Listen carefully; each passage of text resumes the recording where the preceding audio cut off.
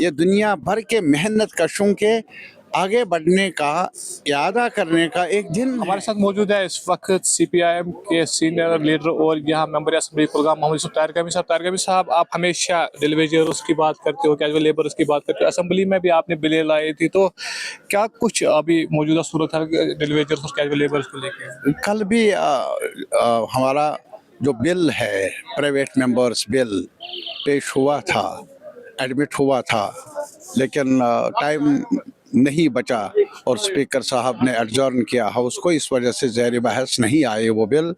लेकिन हमने कोशिश की कि सरकार की तवज्जो मबजूल कराए हम, ताकि वो जो वादे किए हैं सरकार ने, हमने, हाउस ने, कैजुअल लेबर्स के साथ, डेली वेजर्स के साथ, नीड बेस्ड वर्कर्स के साथ, एडहॉक एम्प्लॉइज़ के मुतालिक, या जो स्कीमों में काम करने वाले हैं, आंगनवाड़ी वर्कर्स, हेल्पर्स, आशा वर्कर्स, मिड डे मील में काम करने वाले, उन्हीं के सहारे ये सब कुछ चल रहा है। ये जो निज़ाम आप देखते हैं, बड़ा सेक्रेटरीट है, असेंबली है और दफ्तर है, यार वो नहीं होंगे वर्कर ग्राउंड पर तो ये सिलसिला सिस्टम चलेगा नहीं।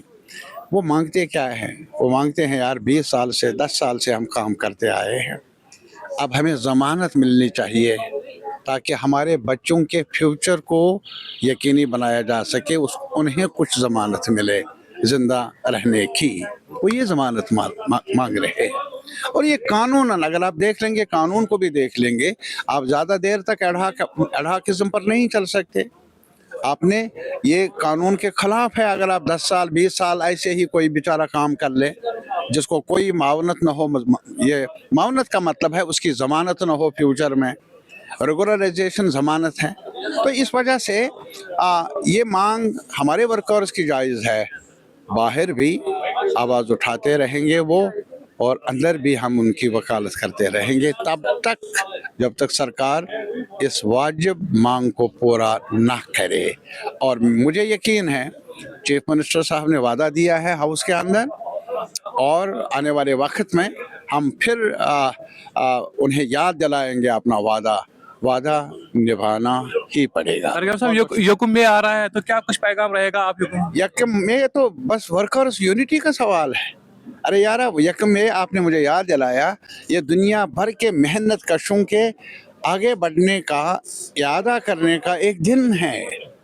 इसी दिन वहाँ उन्होंने शिकागो में बहुत सालों से पहले 8 दिन की ज़मानत मिली थी, 8 घंटे काम करने की ज़मानत मिली थी, राहत। और आज इस सरकार ने, गवर्नमेंट ऑफ इंडिया ने उन कवानीन में तब्दीली लाई है, 29 लेबर लॉज को ख़त्म करके 4 कोड उसमें बदल दिया है। आज यूनियन बनाने का अधिकार कम हुआ है, आज एहतजाज करने पर कदगन है, स्ट्राइक करने में रुकावट है।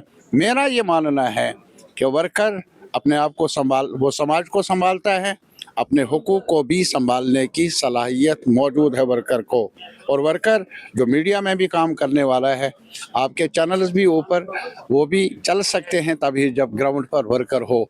आपकी भी उजरत का सवाल है, रेगुलराइजेशन का सवाल है, ये मांग जायज़ है, कल भी जायज़ थी और आने वाले क्या कुछ खुशखबरी होगी उस पर? मैं सिर्फ इतना ही कहूँगा, खुशखबरी यही है यारा, एक साथ मिलकर इस समाज को कहना होगा कि हमें वो चाहिए जो हमारा अधिकार है।